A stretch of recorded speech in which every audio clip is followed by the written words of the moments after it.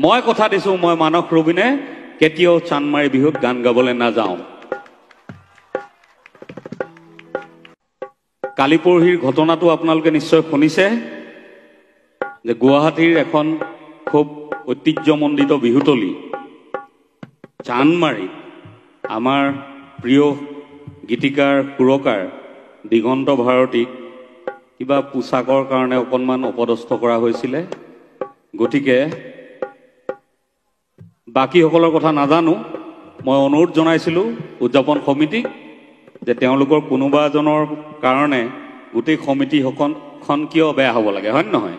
গতিকে দিগন্ত ভাৰতীৰ ওচৰত ক্ষমা খুজিব লাগে, এইটো অনুৰোধ জনাইছিলোঁ। বহাগৰ 7 দিন বাকী আছে, ক্ষমা খোজাৰ সময় আছে। মই মোৰ ফালৰ পৰা তেখেতসকলক পুনৰবাৰ ক্ষমা খুজিবলৈ আহ্বান জনাইছোঁ আৰু বহাগৰ 7 দিনৰ ভিতৰত যদি চানমাৰিক বিহু সন্মিলনীয়ে ক্ষমা নোখোজে তেনেহ'লে মই কথা দিছোঁ মই মানস ৰবিনে কেতিয়াও চানমাৰি বিহুত গান গাবলৈ নাযাওঁ।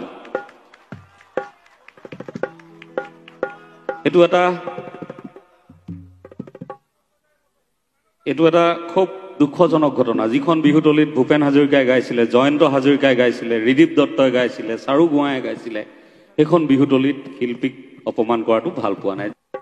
কালি পৰহিৰ ঘটনাটো